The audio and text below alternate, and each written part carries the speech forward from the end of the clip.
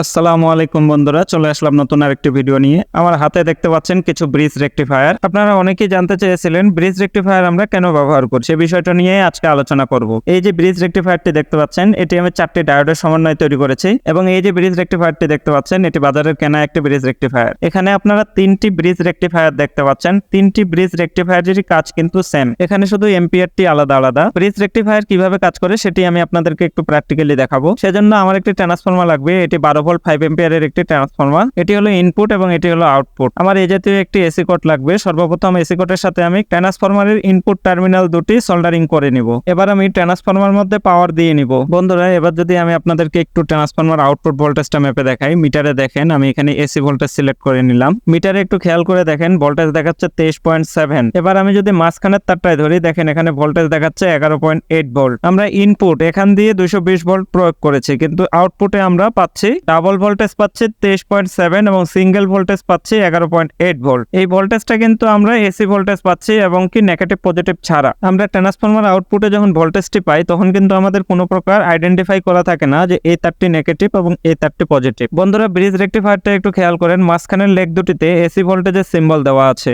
এবং বাম দিকে প্লাস ও ডান দিকে মাইনাস চিহ্ন রয়েছে। এবার আমি রেকটিফায়ারটি ট্রান্সফরমারের সাথে কানেকশন করব। বন্ধুরা, আমি যেভাবে করে কানেকশন করলাম আপনারা সেভাবে করে কানেকশন করে কখনো ভোল্টেজ বের করবেন না, কারণ এটি হাফ ওয়েভ ট্রান্সফরমার, এটি ফুল ওয়েভ ট্রান্সফরমার না। আমি জাস্ট আপনাদেরকে বোঝানোর জন্য এভাবে করে কানেকশন করলাম। এবার আমি মাল্টিমিটারটি ডিসি ভোল্টেজে সিলেক্ট করে আপনাদেরকে আবার একটু ভোল্টেজটা আমি মেপে দেখাবো। বন্ধুরা, এখন দেখেন ভোল্টেজ দেখাচ্ছে 10.53। মিটারে দেখেন কোনো প্রকার মাইনাস চিহ্ন নেই। এবার যদি আমি প্রব দুটি একটু উল্টিয়ে ধরি, এবার মিটারে ভোল্টেজ দেখাচ্ছে 10.57। যাই হোক, তখন দেখাইছিল 53, এখন দেখাচ্ছে 57, কিন্তু দেখেন মিটারে এখন মাইনাস লেখা আসছে। বন্ধুরা, এই ব্রিজ রেকটিফায়ার সম্বন্ধে আমি যদি আপনাদেরকে আরো একটু ভালোভাবে বুঝিয়ে দিই, তাহলে আমাদের এই জাতীয় একটি এলইডি প্যানেল লাগবে। আমরা জানি এই এলইডি প্যানেলগুলো নেগেটিভ এবং পজিটিভ উল্টো হলেই জ্বলে না। তাই আমি এখন এলইডি প্যানেলের পজিটিভ তারটি ব্রিজ রেকটিফায়ারের পজিটিভ লেগে এবং নেগেটিভ তারটি ব্রিজ রেকটিফায়ারের নেগেটিভ লেগে সোল্ডারিং করে নিব এবং ব্রিজ রেকটিফায়ারের মাঝখানের লেগে আরো দুটি তার সোল্ডারিং করে নিব।